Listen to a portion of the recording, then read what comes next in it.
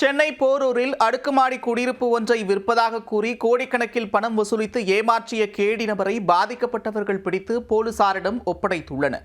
ஆன்லைனில் வீடு விற்பனைக்கு என விளம்பரம் கொடுத்து 15க்கும் மேற்பட்டோரிடம் ஒரே நேரத்தில் பணம் வசூலித்து ஏமாற்றிய சம்பவம் அம்பலமானது எப்படி?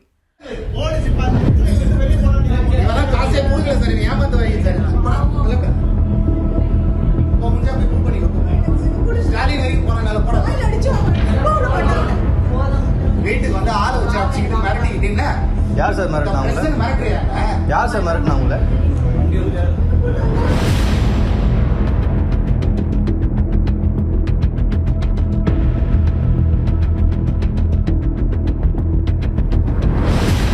தன் பெயரில் உள்ள அடுக்குமாடி குடியிருப்பை குறைந்த விலைக்கு விற்க உள்ளதாக ஆன்லைனில் விளம்பரம் கொடுத்து ஆசையை தூண்டி பணம் பறித்த மோசடி மன்னன் இவர்தான். குத்தகைக்கு வேண்டுமா, வாடகைக்கு வேண்டுமா, இல்லை விற்பனைக்கு வேண்டுமா என்று ஆசையை தூண்டி அக்மார்க் ஜென்டில்மேன் கெட்டப்பில் பேங்க் ஆபீசர் போல பேசி நடித்து கைவரிசை காட்டிய சம்பவத்தில் நடந்தது என்ன? சென்னை போரூர் அடுத்த கிற்கம்பாக்கம் பகுதியைச் சேர்ந்தவர் ஸ்ரீவத்ஸ். இவர் தனக்கு சொந்தமான அடுக்குமாடி குடியிருப்பு ஒன்றை புகைப்படம் எடுத்து அதனை நோ புரோக்கர் உள்ளிட்ட ஆன்லைன் வெப்சைட்டுகளில் பதிவிட்டுள்ளார். அது மட்டுமின்றி ஃபேஸ்புக் உள்ளிட்ட சமூக வலைத்தளங்களில் அந்த வீட்டை குத்தகைக்கு விட இருப்பதாக விளம்பரம் செய்துள்ளார். இதனை கண்டு ஏராளமானோர் ஸ்ரீவத்ஸை அணுகியுள்ளனர். அவர்களிடமெல்லாம் 5 லட்சம், 8 லட்சம், 10 லட்சம் என பணத்தை வாங்கிக் கொண்டு ஏற்கனவே வாடகைக்கு அல்லது குத்தகைக்கு இருப்பவர்களை இந்த பணத்தை கொடுத்துதான் காலி செய்ய வேண்டும், அதனால் 2 நாட்கள் மட்டும் அவகாசம் கொடுங்கள் என்று கூறி நம்ப வைத்துள்ளார். அது மட்டுமின்றி நேரில் சென்று வீட்டை பார்வையிட்ட பின்னர் சிலர் வங்கிக் கணக்கு மூலமாகவும் சிலர் ரொக்கமாகவும் பணத்தை வழங்கியுள்ளனர். ரொக்கமாக பணத்தை கவரில் சுற்றி வழங்கிய போது ஸ்ரீவத்ஸ் அதை எண்ணி பார்க்காமல் கையாலேயே எடை போட்டு பணம் சரியாக இருக்கிறதா என்று கணித்து விடுவேன் என்று நாசுக்காக பேசியுள்ளார். இதேபோன்று 15க்கும் மேற்பட்ட நபர்களிடம் 1,25 லட்சத்திற்கும் மேல் பணத்தை பெற்றுக்கொண்டு குடியேற வருமாறு அழைத்த தேதிக்கு 4 நாட்கள் முன்னதாகவே போனை சுவிட்ச் ஆஃப் செய்துவிட்டு தலைமறைவாகியுள்ளார். இதனால் பணத்தை பறிகொடுத்தவர்கள் பரிதவித்து போனார்கள். உடனே அவரது வீட்டிற்கு சென்று நேரில் பார்த்தனர்.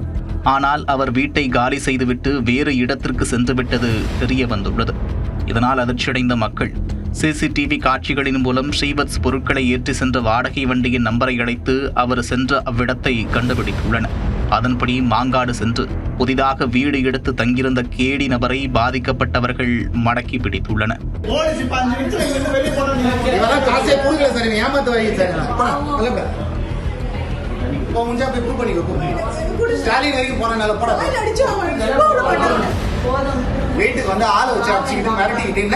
யார் சார் மிரட்டினாங்க?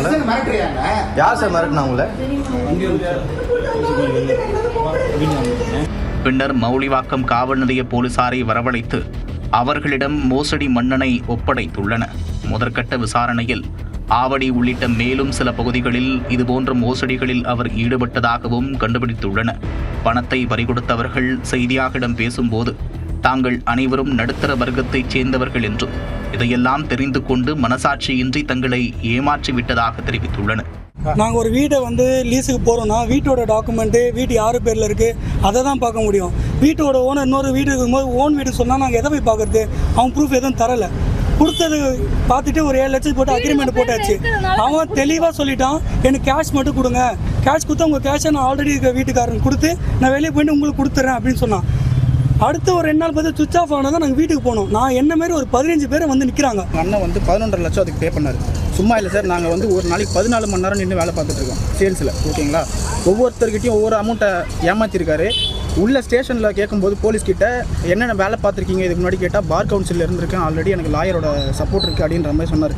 பணத்தை சில பேர்கிட்ட கேஷாக தான் வாங்கியிருக்காரு, சில பேர்கிட்ட தான் அக்கௌண்ட்டில் வாங்கியிருக்காரு. நாங்களாம் அக்கௌண்ட்டில் மட்டும் தான் ட்ரான்ஸ்ஃபர் பண்ணணும்னால அக்கௌண்ட்டில் வாங்கினார். ஒருத்தர் கூட ஒரு பதில் கூட ப்ராப்பராக சொல்ல வரும்போது எல்லாரையும் நெக்கலாக பார்க்குறது லெத்தாஜிக்காக இருக்கான். நம்மளுக்கு இப்போ பணத்தை கொடுத்த நம்மளுக்கு எல்லாருக்குமே பதறது இல்லை, அந்த மாதிரி அவனுக்கு எதுவுமே இல்லை. அவன் ஆல்ரெடி இதெல்லாம் ஈடுபட்டிருக்க மாதிரி இருக்குது. அது மட்டுமின்றி பணத்தை ஏமாற்றியது குறித்து கேள்வி எழுப்பினால் எந்தவித குற்ற உணர்ச்சியும் இன்றி தன்னை யாராலும் ஒன்றும் செய்ய முடியாது என்றும் முதலமைச்சரே வந்தாலும் தன்னை அசைக்க முடியாது என்றும் தெனாவட்டாக பதிலளித்ததாக கண்ணீர் மல்க கூறினர். அவன் வண்டி பிடிச்சி டேஸ்ட் பண்ணி இங்கே வந்தாக்கா போலீஸ் கொண்டு வச்சிட்டாங்க.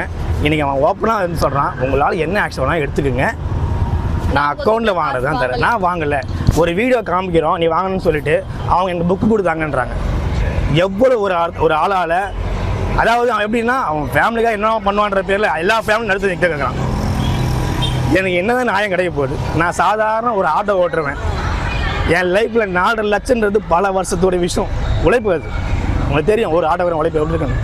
ஆனால் அந்த காசை அவன் அசால்ட்டாக எடுத்துக்கின்னு என்கிட்ட இல்லை, நான் வாங்கலை, உங்களால் என்ன பண்ண முடியுமோ பண்ணுங்கன்றான். என் ஹஸ்பண்ட் வந்துட்டு இதுல கிஃப்டா வேற வேல் கொடுத்தாரு, அதெல்லாம் வெள்ளி வேல் கொடுத்தாரு. அதையும் வேற வாங்கி வச்சுட்டு ரொம்ப சந்தோஷம், உங்களுக்கு வந்து சீக்கிரமா வீடு கொடுத்துரும் அப்படி இப்படின்னு அவ்வளோ பிரெயின் வாஷ் பண்ணி பேசி இப்போ வந்து எங்ககிட்ட இப்போ நீங்க யார், இவரை பார்த்து நீங்க யாரு அப்படின்னு கேட்குறாரு.